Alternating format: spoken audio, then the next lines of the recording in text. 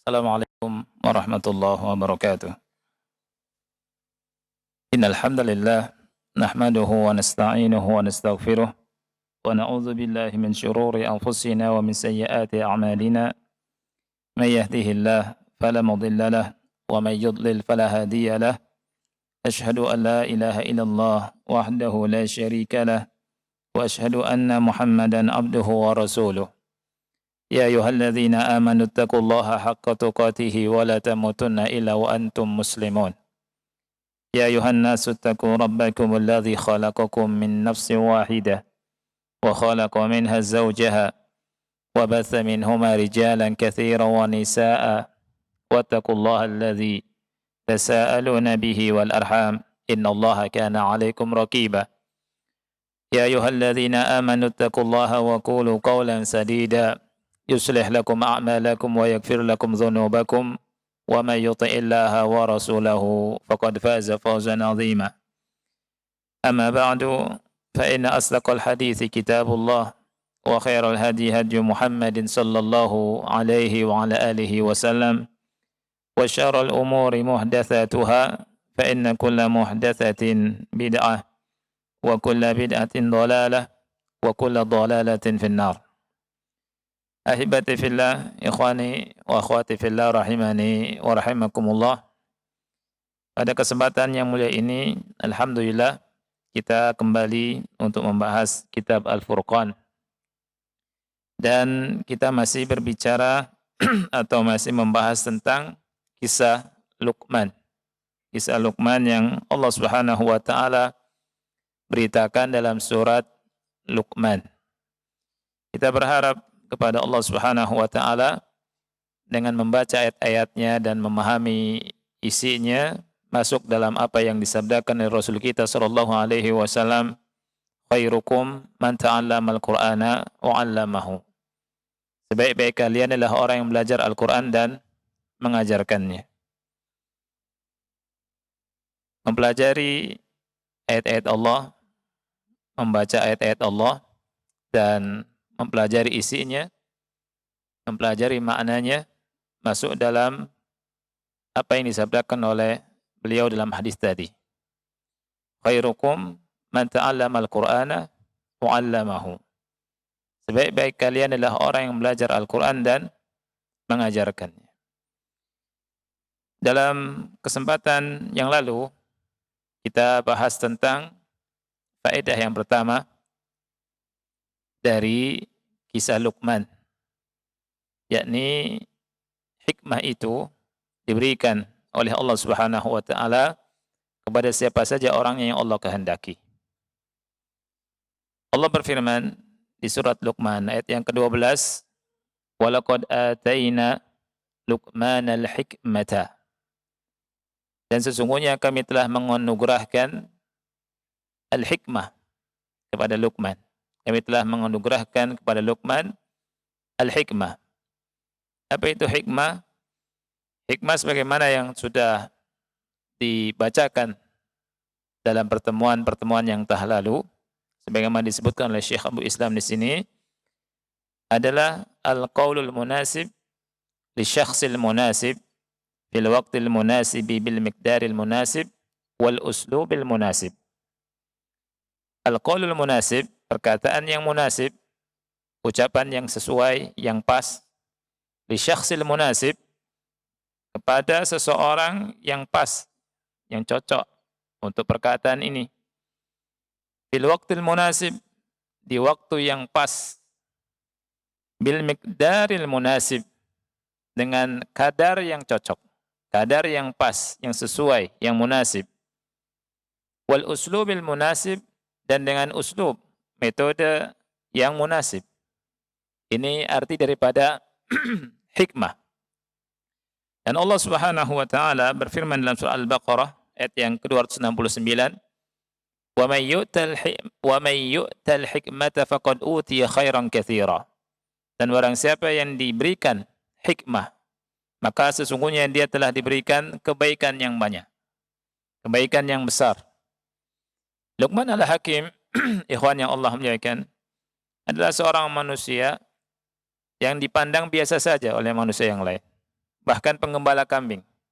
Tapi beliau subhanallah, Allah angkat derajatnya karena Allah berikan al-hikmah.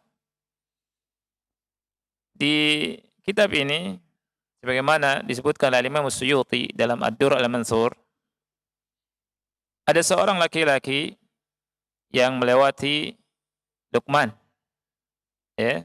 Kemudian manusia berada di sisi Luqman, berkumpul untuk mengambil hikmahnya. Kemudian laki-laki tersebut bertanya kepada Luqmanul Hakim, karena laki-laki ini tahu bahwa Luqman al-Hakim penggembala kambing. Ya. Laki-laki ini berkata, "Alasta abda bani fulan?" Bukankah engkau budaknya Bani Fulan? Jadi seorang budak. Kemudian Luqman berkata, "Bala." Iya. Kemudian laki-laki tersebut bertanya, "Alasta alladhi kunta tar'a inda jabal kadza?" Bukankah engkaulah yang menggembala di gunung ini? Kemudian Luqman berkata, "Bala." Kemudian orang itu bertanya lagi, "Famal ladzi balaqa bika ma ara?" Apa yang membuat engkau menduduki derajat seperti ini? Kemudian beliau menjawab, "Taqwallah wa sidqul hadis wa ada'ul amanah wa tulus sukuti amma la ya'nini." Dengan bertakwa kepada Allah, jujur dalam berbicara, menunaikan amanah, dan diam. Tidak berbicara kecuali yang bermanfaat. Tidak berbicara tentang hal yang tidak bermanfaat bagi diriku. Nah, dengan ini, Luqman disebut dengan Al-Hakim, Luqmanul Hakim. Dengan ini, beliau dianugerahi oleh Allah Subhanahu wa taala al-hikmah. Ikhwah yang Allah muliakan, ini faedah yang pertama, al-hikmatu fadlullah yu'tihi man yasha. Hikmah itu adalah karunia Allah yang Allah Subhanahu wa taala berikan kepada siapa yang Allah kehendaki. Pada pertemuan yang lalu pula Ana sudah menyebutkan tentang hikmah Nabi Muhammad sallallahu alaihi wasallam. Ketika ada laki-laki yang mendatangi Nabi Muhammad sallallahu alaihi wasallam, anak muda, suka melakukan perbuatan maksiat, berzina. Dia minta izin kepada Nabi Muhammad sallallahu alaihi wasallam untuk berzina. Ya, Nabi sallallahu alaihi wasallam kemudian berbicara dengan hikmah. Nabi sallallahu alaihi wasallam mengatakan, ya, apakah ibumu suka? Apakah perbuatan zina itu suka dilakukan terhadap ibumu? Dia bilang tidak. Apakah suka kepada putrimu? Dia bilang tidak. Ya. Apakah suka kepada saudarimu? Dia bilang tidak. Apakah suka kepada pamanmu dari pihak ayah? Bibimu, maaf ya. Dia bilang tidak. Bibimu dari pihak ibu? Dia juga bilang tidak. Kemudian Nabi sallallahu alaihi wasallam meletakkan tangannya, Allahumma ighfir lahu, Allahumma ighfir dzambah wa tahhir qalbah wa hasin farjah. Ya Allah, ampuni dosanya, kemudian sucikan hatinya dan jaga kemaluannya. Hilang. Ya. Apa yang dirasa oleh anak muda tadi. Ini hikmah. Ini hikmah yang Allah berikan kepada Nabi Muhammad sallallahu alaihi wasallam. Dan Al-Quran serta hadis Nabi Muhammad SAW semua mengandung hikmah. Oleh karena itu, kalau kita ingin mendapatkan hikmah, kita kembali kepada Al-Quran dan sunnah Nabi yang mulia alaihi salatu wassalam. Contoh berikutnya yang ingin saya bacakan adalah yang kedua, tentang Abdullah bin Ubay bin Salul.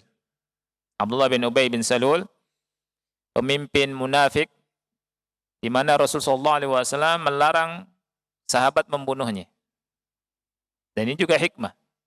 Ya. Hadis yang kita bacakan, hadisnya sahih. An Jabir radhiyallahu an, dari Jabir radhiyallahu an, ia berkata, "Lama hasala syijarun baina rajulin minal muhajirin wa rajulin minal ansar, wa nada kullu wahidin minhuma jama'atah.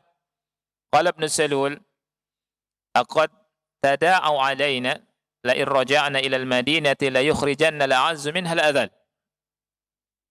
Ketika terjadi perselisihan antara seorang dari kalangan muhajirin dan seorang dari kalangan ansar, Kemudian setiap satu dari orang tersebut memanggil jamaahnya.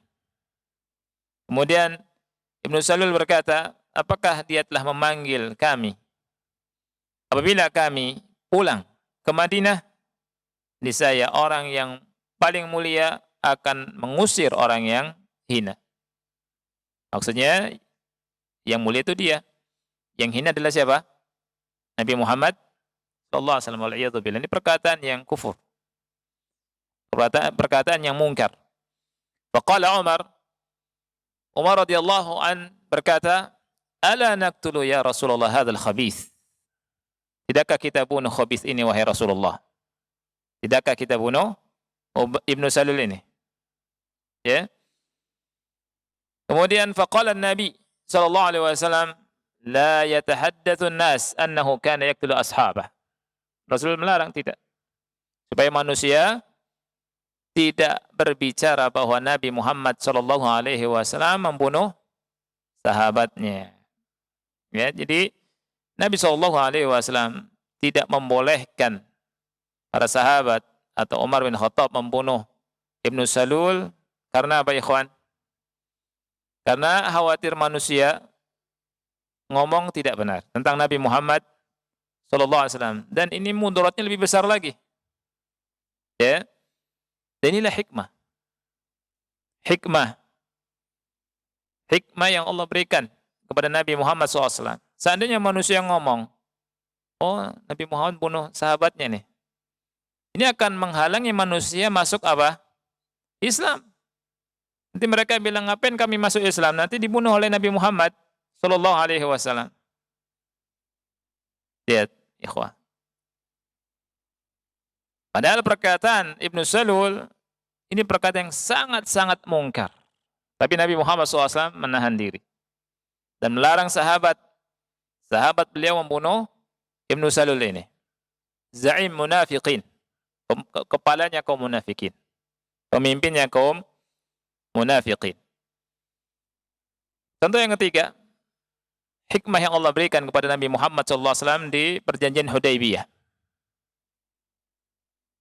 Perjanjian Hudaybiyah ini terjadi tahun berapa, ikhwah? Siapa yang tahu? Ya? Tahun 6 Hijriyah. Tahun 6 Hijriyah. Nabi SAW ingin melaksanakan umrah. Umrah yang pertama. Tahun 6 Hijriyah. Dan Nabi SAW melakukan umrah 4 kali. Tahun ke-6, tahun ke-7, tahun ke-8, kemudian umrah langsung bersama haji wada. Tahun keberapa? Ke-10. Dan antum bisa lihat, ikhwan fillah, subhanallah, ada hikmah yang sangat banyak, yang sangat besar di perjanjian Hudaybiyah. Dan faedahnya sangat besar. Di saat itu, ikhwan fillah, kaum muslimin sedikit. Nabi SAW dari Madinah itu sekitar 2.500 atau 2.000-an lah. Para sahabat Nabi SAW ingin umrah. Ya. Dan jumlah kaum muslimin sedikit atau banyak waktu itu? Sedikit. Ya. Tapi masa nggak aman tuh. Bisa terjadi perang sesekali. Ya. Nah, di tahun 6 Hijriah Nabi Muhammad SAW berangkat untuk menunaikan ibadah umrah bersama para sahabat. Tidak ada persiapan perang. Paling pakai senjata, paling pisau untuk hal-hal yang ringan. Enggak untuk perang. Kalau perang persenjataan lengkap, siap. Ya. Berangkat pakai baju kain ihram dari Dzulhulaifah. Dari Dzulhulaifah ke Mekah untuk umrah. Tapi di Hudaybiyah dihadang. Kemudian terjadilah namanya Sulh Al-Hudaybiyah. Ya. Dan antum bisa baca di Sahih Bukhari, panjang hadisnya. Nah, ini ana di sini sebutkan, ana akan membacakan hadisnya, tapi tidak semuanya. Hikmatuhu sallallahu alaihi wasallam fi Sulh Al-Hudaybiyah. Ketika Suhail bin Amr ini utusan dari Quraisy, namanya Suhail ibnu Amr. Suhail ini isim tasghir dari kata sahal. Sahal itu mudah. Kalau Suhail tasghir ya. Artinya misalkan kitab, berarti ini kitab. Kalau Kutaib, kitab kecil. Kalau Suhail Sahal kecil. Ya, Abu Suhail, Abu Sahal. Baik. لما أصر سهيل ابن عامر مندوب قريش عند كتابة عقد الصلح بالحديبية على أن يتنازل النبي الكريم صلى الله عليه وسلم عن بعض الأمور وافق صلى الله عليه وسلم على ما أصر عليه حتى لا تفشل مفاوضات الصلح. Jadi ceritanya Suhail bin Amr itu ikhwan fillah itu terus ingin Nabi sallallahu alaihi wasallam yatanazal. Yatanazal ini apa? Menggugurkan sebagian haknya, ya, atau mengalah istilahnya. Kalau sini mengalah untuk sebagian hal, ya. Dan Nabi Shallallahu Alaihi Wasallam itu menyetujuinya. Walaupun sahabat itu merasa aneh, merasa heran. Dan sahabat bisa saja itu melakukan sesuatu apabila Nabi Shallallahu Alaihi Wasallam memerintahkannya, ya. Nah, jadi ketika Suhail bin Amr utusan Quraisy datang menemui Nabi Muhammad SAW, Nabi SAW optimis. Nabi SAW berkata, laqad sahula lakum min amrikum. Laqad sahula lakum min amrikum. Yang datang ini Suhail. Namanya Suhail itu artinya mudah. Nabi SAW berkata apa? Perkara kalian akan mudah. Ya. Faja'a Suhail bin Amr faqal hati uktub bainana wa bainakum kitabah. Berikan. Tulislah antara kita dan kalian perjanjian kitab. Ya, dalam tulisan, dalam kitab. Pada'an Nabi sallallahu alaihi wasallam al-katib. Nabi sallallahu alaihi wasallam memanggil katib. Katib ini kalau kita sekarang apa? Yang nulis sekretaris, natulen. Ya. Nabi sallallahu alaihi wasallam berkata, Bismillahirrahmanirrahim. Suruh nulis Bismillahirrahmanirrahim. Suhail berkata apa? Amma ar-Rahman fa wallahi ma adri ma huwa walakin uktub bismika Allahumma kama kunta taktub. Wa qala al-muslimun wallahi la naktubuha illa bismillahirrahmanirrahim. Fa qala an-nabi sallallahu alaihi wasallam uktub bismika Allahumma. Subhanallah. Ini Nabi SAW ketika nyuruh notulen berkata Bismillahirrahmanirrahim. Kata Suhail, adapun lafaz Ar-Rahman, kami enggak tahu apa itu. Mereka mengingkari lafaz Ar-Rahman. Ya. Walakin akan tetapi tulislah Bismikallahumma sebagaimana engkau tulis. Sebagaimana engkau tulis yang pernah engkau tulis.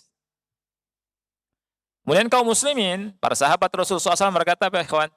Mereka berkata, wallah, demi Allah, la naktubuha illa bismillahirrahmanirrahim. Demi Allah, kita tidak akan menulis kecuali dengan tulisan bismillahirrahmanirrahim. Kaum muslimin tidak mau menurunkan ininya, keinginannya. Faqala Nabi sallallahu alaihi wasallam, Nabi berkata, uktub bismikallahumma. Tulislah bismikallahumma. Subhanallah. Nabi yatanazal. Ya, ini hikmah tidak ikhwan? Hikmah. Ngalah. Para sahabat lihat aneh kan? Dan dari sini kita mengetahui bahwa ngalah itu tidak mesti kalah. Jangan diartikan ngalah itu apa? Kalah. Ya. Tsumma qala, kemudian Nabi berkata, "Hadza ma qada alaihi Muhammadun Rasulullah." Ya, inilah sesuatu yang telah ditentukan oleh Muhammad Rasulullah. Nabi Muhammad mengatakan demikian. Suhail berkata apa? Wallahi law kunna na'lamu annaka Rasulullah ma sadadna akhadnaka 'anil baiti wa la qatalnaka walakin uktub Muhammad ibnu Abdullah. Subhanallah. Ya. Kata Suhail, demi Allah, seandainya kita tahu engkau itu Rasulullah, engkau itu utusan Allah, kita tidak mungkin menghalangi engkau dari Baitullah dan tidak memerangi engkau. Walakin akan tetapi, tulislah Muhammad ibnu Abdullah. Jadi Rasulullahnya tidak ditulis. Ya. Faqala an-nabiy sallallahu alaihi wasallam, Nabi sallallahu alaihi wasallam berkata, "Wallahi inni la Rasulullah wa in kadzdzabtumuni." Demi Allah, sesungguhnya aku adalah Rasulullah walaupun kalian mendustakanku. Uktub Muhammad ibnu Abdullah. Tulislah Muhammad ibnu Abdullah. Jadi tulis Muhammad bin Abdullah. Faqala lahu an-nabi sallallahu alaihi wasallam. Kemudian Nabi sallallahu alaihi wasallam berkata, "Ala an tukhallu bainana wa bainal baiti fanatufu bih." Hendaknya kau biarkan kami ya dengan Baitullah dan kita tawaf. Gitu ya.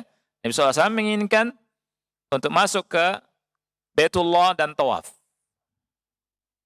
Faqala Suhail berkata, "Wallahi la tatahaddatsul Arabu anna ukhidna duqtatan walakin dzalika minal 'amil muqbil." Subhanallah. Kata Suhail, demi Allah, supaya, artinya Suhail tidak bisa, kata Suhail ya, tidak bisa. Kenapa? Supaya kaum Arab tidak mengira kami direbut secara paksa. Ukhidna duqtatan. Walakin, akan tetapi, umrahnya di tahun depan. Tawafnya di tahun depan maksudnya. Masuk ke tanah suci, ke Baitullah, dan tawaf, ya, itu tahun depan. Gimana ya, kawan? Nabi SAW sudah pakai ihram. Para sahabat ribuan tadi, tapi jumlahnya sekitar 2.000-an kurang lebih, sudah siap untuk apa? Untuk melakukan tawaf, ya. Dan fakataba, ditulis sama Nabi SAW. Mengalah Nabi SAW.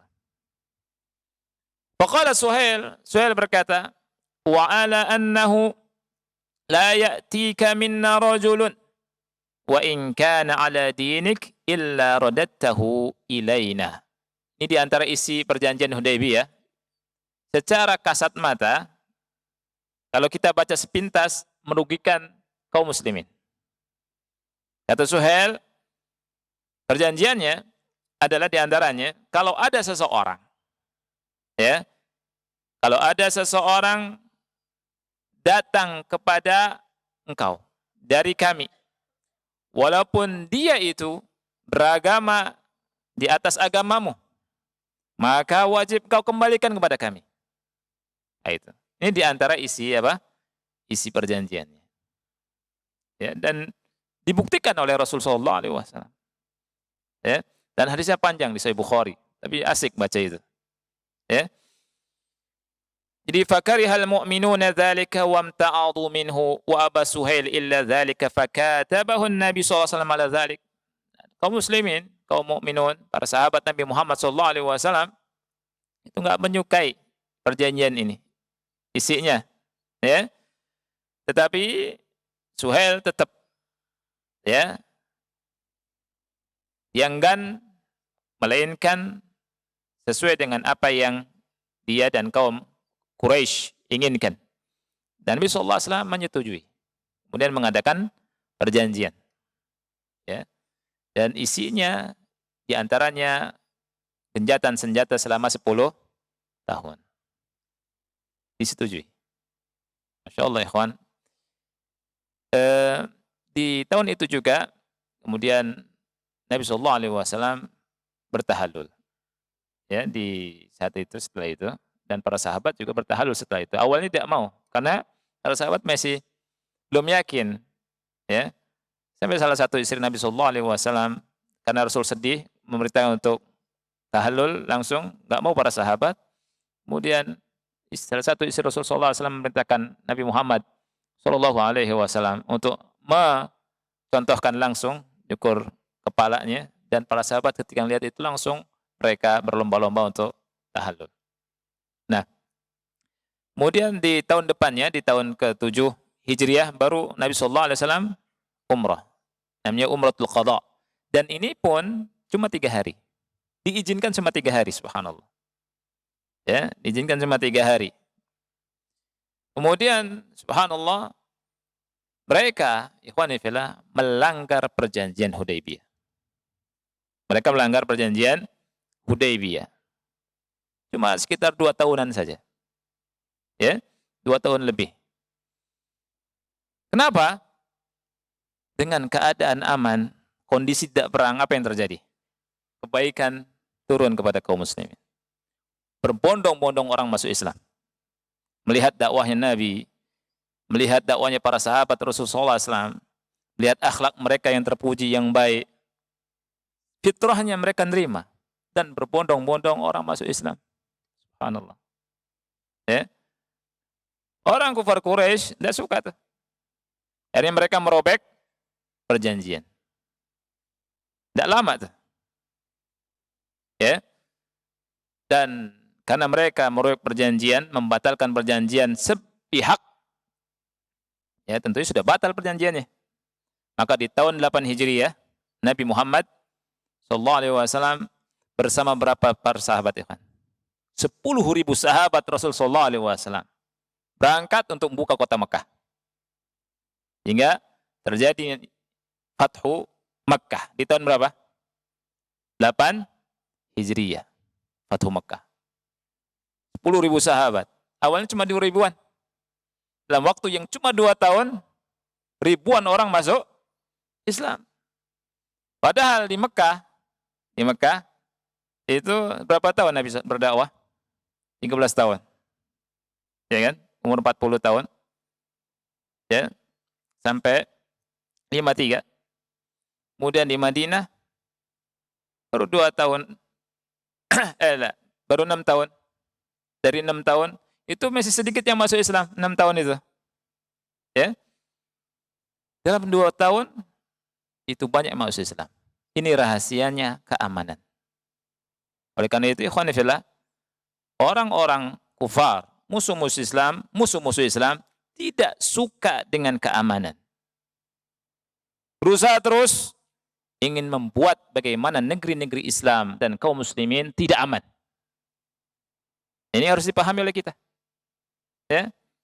Ketika tidak aman, terjadi apa?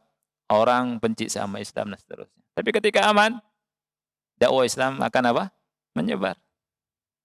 Makanya wajib bagi kita untuk menjaga apa? Keamanan. Ya. Maka dibuat kelompok-kelompok yang menyimpang dari Islam, dibiayai oleh musuh-musuh Islam untuk membuat kerusakan di negeri-negeri kaum muslimin sendiri. Lewat orang-orang bodoh dari kalangan kaum muslimin, di antara takfiriyun. Takfiriyun orang-orang bodoh. Ya. Enggak pernah ngaji atau enggak belajar agama dengan benar, tidak sesuai dengan manhaj Ahlussunnah wal Jamaah.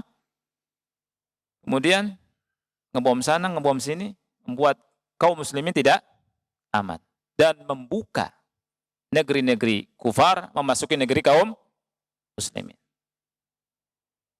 dan membunuh kaum muslimin lewat pintu ini. Ya. Oleh karena itu kita harus tahu. Ya.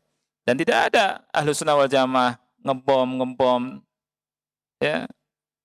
Kemudian mengkafirkan kaum muslimin. Ada itu Khawarij.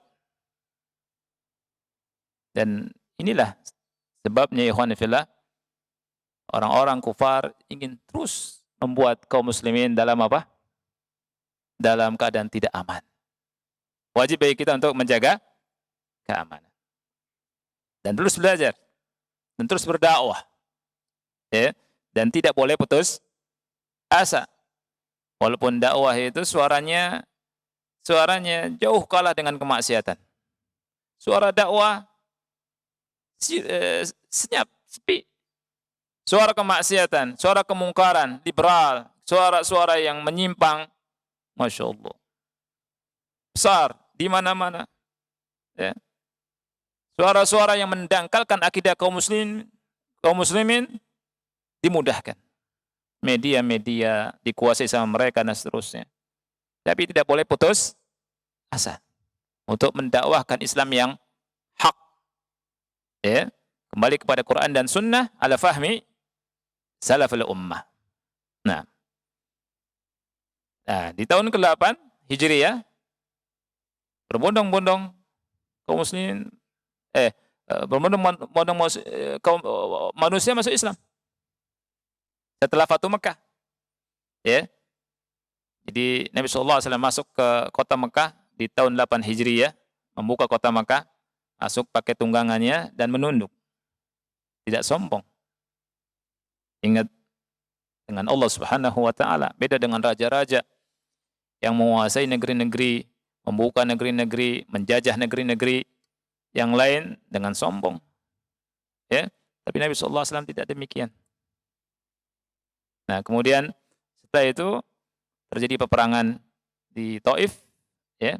Kemudian Nabi pulang lewat Ji'ranah dan umrah di situ. Lewat umrah. Itu umrah yang keberapa? Ketiga. Di tahun 9 Hijriah Nabi Muhammad SAW tidak umrah dan tidak haji. Karena apa? Karena manusia itu banyak yang masuk Islam.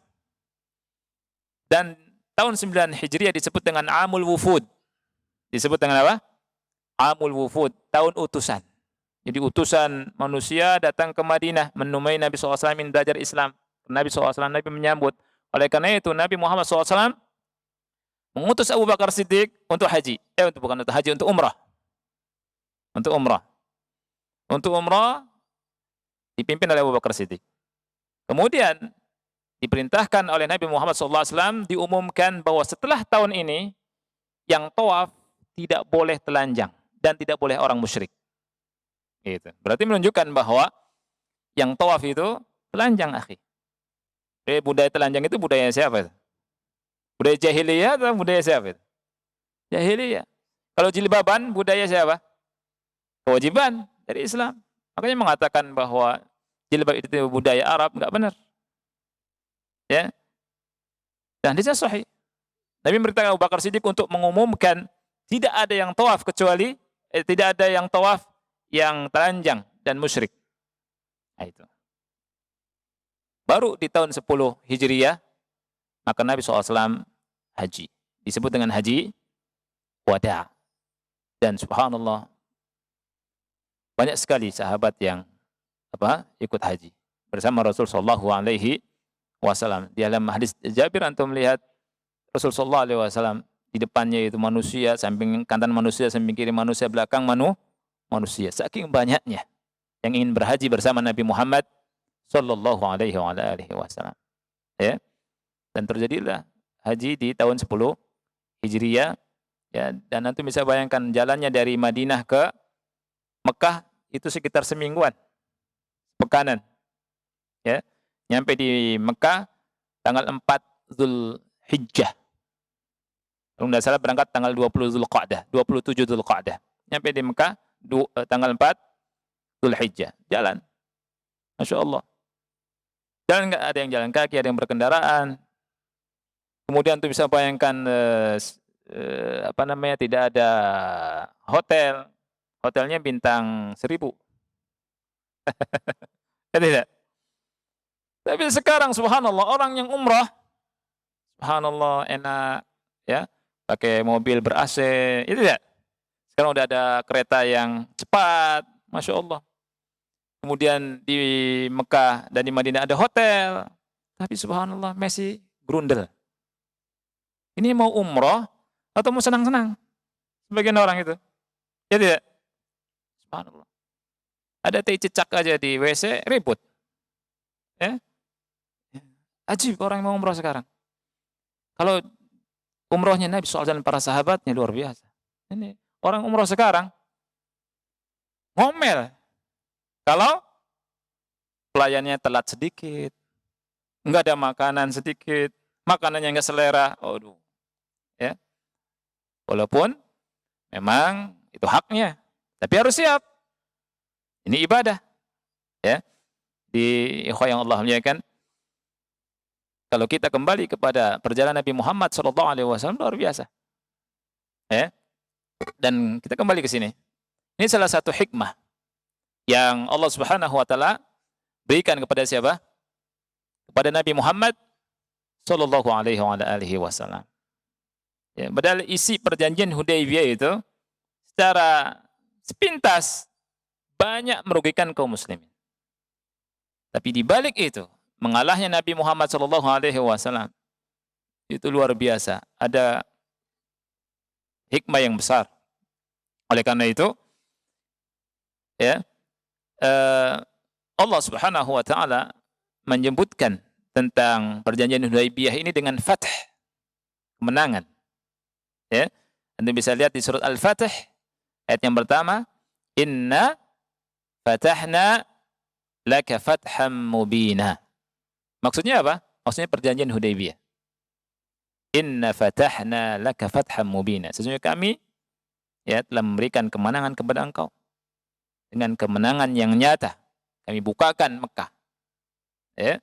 Padahal isi perjanjiannya, ikhwan fillah, luar biasa, banyak yang membuat kita ini lihat secara sepintas merugikan kaum muslimin. Bahkan kisahnya sangat menakjubkan kalau kita baca sejarah Nabi Muhammad sallallahu alaihi wasallam dan para sahabatnya di perjanjian Hudaybiyah dan setelah perjanjian Hudaybiyah. Ya. Nah,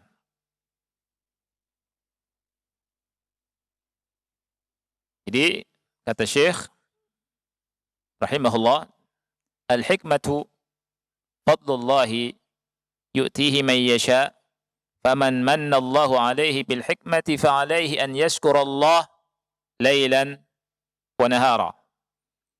Hikmah adalah karunia Allah yang Allah Subhanahu wa taala berikan kepada siapa yang Allah kehendaki.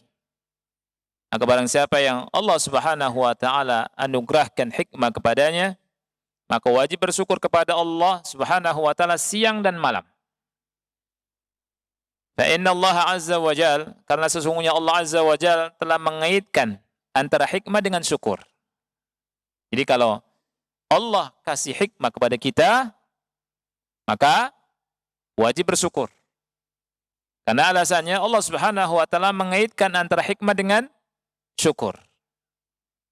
Di dalam surat Luqman ayat ke-12 Allah berfirman, "Walaqad ataina Luqmanal hikmata an yashkur lillah." Dan sesungguhnya kami telah memberikan kepada Luqman al-hikmah. An yashkur lillah, hendaknya engkau bersyukur kepada Allah. Setelah Allah berbicara tentang hikmah yang Allah berikan kepada Luqman al-Hakim, kemudian Allah Subhanahu wa taala memerintahkan untuk apa? Bersyukur. Antara hikmah dan syukur kaitannya sangat erat sekali. Ya. Wa may yashkur fa innama yashkuru li nafsihi. Dan barang siapa yang bersyukur, sesungguhnya syukurnya itu untuk dirinya sendiri. Wa man kafara fa innallaha ghaniyyun hamid. Dan barang siapa yang kufur, maka sesungguhnya Allah Maha Kaya dan Maha Terpuji. Kemudian penulis rahimahullah menyebutkan tentang bagaimana cara bersyukur. Cara bersyukur itu ada 3 hal, atau rukun syukur ada 3 hal. Yang pertama syukrul qalbi, yang kedua syukrul lisan, yang ketiga syukrul jawarih. Ya. Pertama syukur hati. Hati kita wajib bersyukur. Ya. Bagaimana bersyukur dengan hati? Bi ayya'taqidal insanu anna ma bihi min ni'matin fa minallahi wahdah. Dengan meyakini bahwa apa yang ada padanya dari nikmat Allah Subhanahu wa taala itu hanya dari Allah datangnya. Hanya dari Allah datangnya.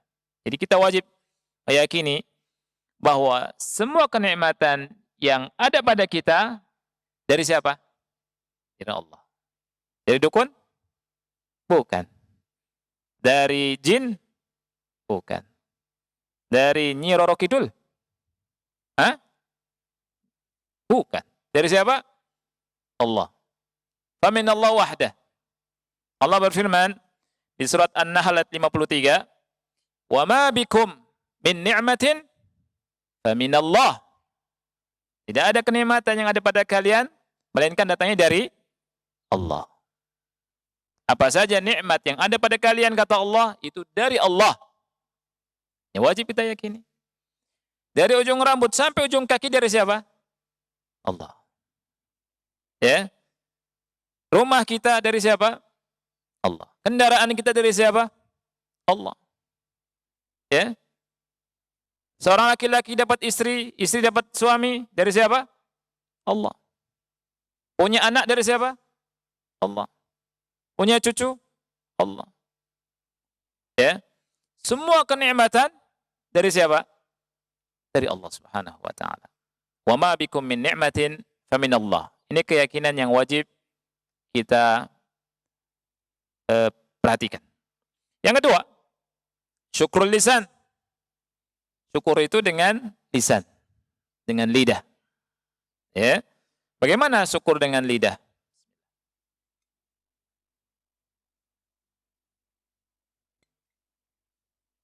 Wa huwa tsana'u 'ala Allah. Memuji Allah. Memuji Allah dengan ucapan hamdalah. Alhamdulillah. Dan alhamdulillah ini ikhwan fillah, kata Rasulullah SAW, walhamdulillah tamla'ul mizan. Alhamdulillah itu bisa memenuhi timbangan. Timbangan amal kebaikan. Selain memenuhi timbangan amal kebaikan, alhamdulillah bisa melanggengkan rizki, nikmat, dan bisa menambah nikmat.